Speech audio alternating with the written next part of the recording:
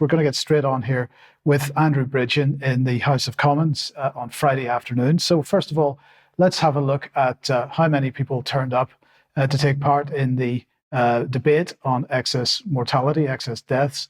And as you can see, the chamber mainly empty. So a few Conservatives, one Labour Party, who of course was required to turn up as being in the shadow cabinet.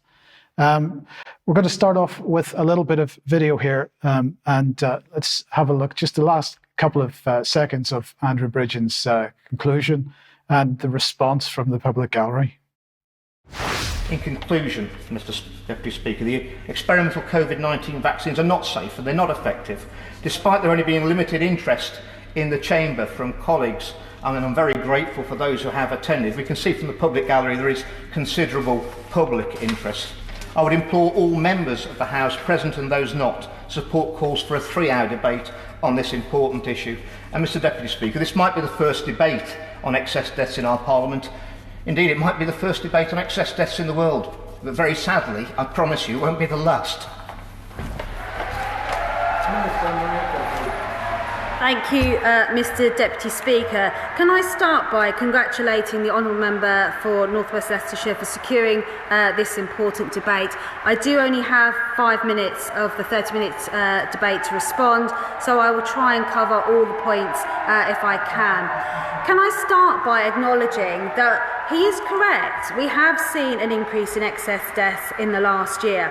However, his analysis is something I will disagree with, because the causes that he refers to are simply do not bear to the statistics that we have. So that at the end there was Maria Caulfield. Now she is Parliamentary Under Secretary of State for Mental Health and Women's Health.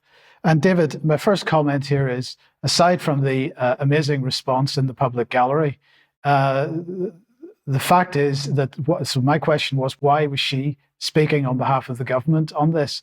And that, the reason for that is because one of the roles that the Parliamentary Under Secretary of State for Mental Health and Women's Health undertakes is the role of patient safety. And that has got to be a significant representation of what the UK government, the importance that the UK government gives to the issue of patient safety. Yes, I mean, just very briefly, that response from the public gallery, in over half a century, I've never heard anything like that. That's absolutely unique. Certainly, what were her first words regarding excess deaths, regarding the statistics? He is correct. And then we had a lot of sounds coming out as words were sought to explain why being correct was actually, in a funny kind of way, being incorrect. The government don't have a case here.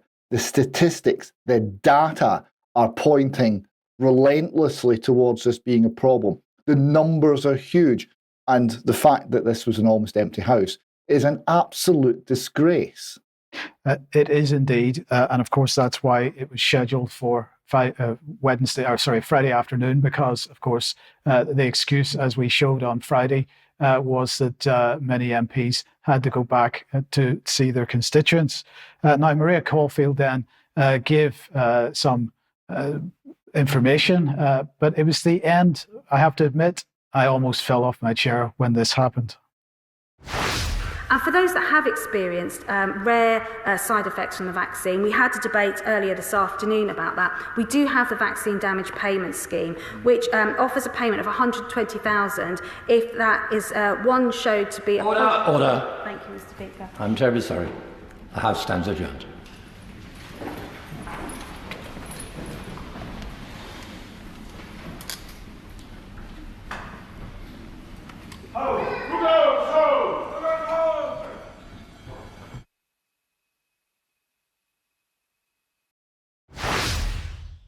So just as she is starting to get into the issue of the pitiful £120,000 payment that's paid to the vaccine injured, the Deputy Speaker simply, because it was 3 p.m, simply decided that's the end, and he took his bauble away.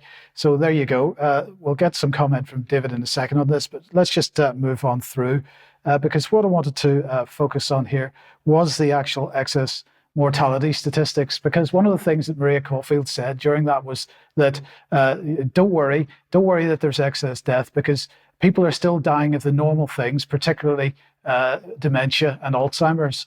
So that was one of her positions. And I just wanted to bring up, first of all, this graph, which shows excess mortality since the middle of 2020 for people who have been registered as having died from dementia and Alzheimer's. And obviously the light green there is excess mortality. The dark green below the line is below excess mortality. And what you can see is that very significantly throughout those whole years, deaths from dementia and Alzheimer's are below the 5-year average.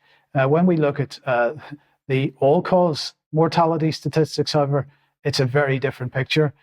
So we are now looking at including those dementia deaths, but those dementia deaths were below the 5-year average, and therefore all of the other reasons are much higher than the 5-year average. That, I think, is a very significant graphic. We'll explain where this has come from in a second. It's all Office for National Statistics data, but I want to explain where these actual graphs have come from in a second. Just coming on to the issue of not only deaths, but long-term illness, very briefly. And what we can see here is, these are responses to the Office for National Statistics Workforce Survey, and they're showing a plateau of long-term sickness in 2020, a fall in early 2021, and a sharp rise after the vaccine rollout. This is for women. The picture is more or less the same for men. And actually, if you look in other countries as well, it's a very similar picture as well.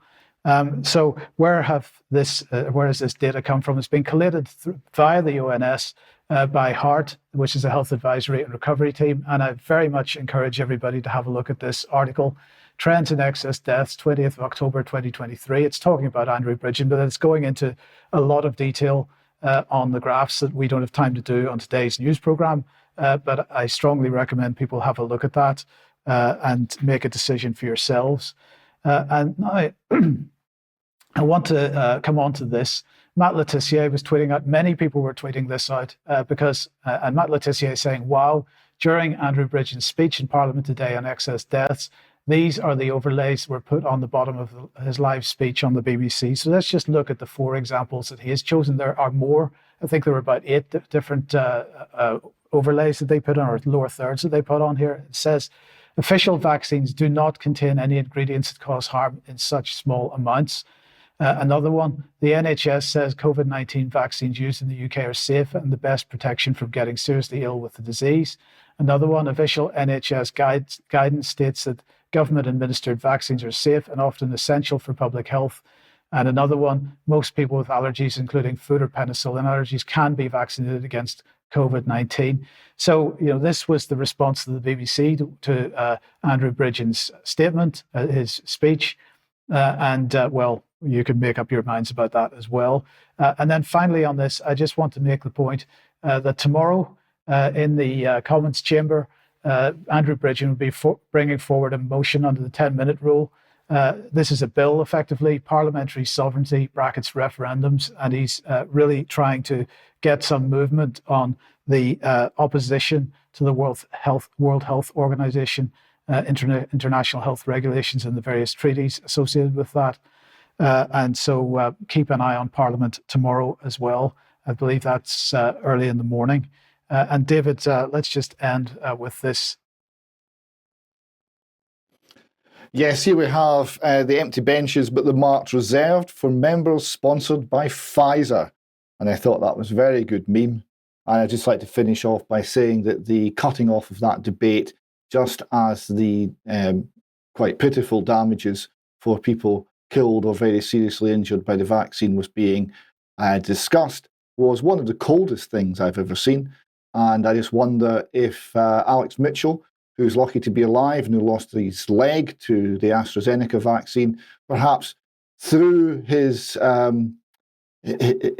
prosthetic leg at the television when that happened. If he did, I certainly wouldn't blame him. Indeed. And I just want to mention that on Wednesday's programme, we'll have one member of that public gallery on the on the UK Column News, and that's Alex Kelly, who was one of the people that formed the UK CV Family Bereaved group. So that will be on Wednesday. David, let's move on to economy. Indeed. Well, we have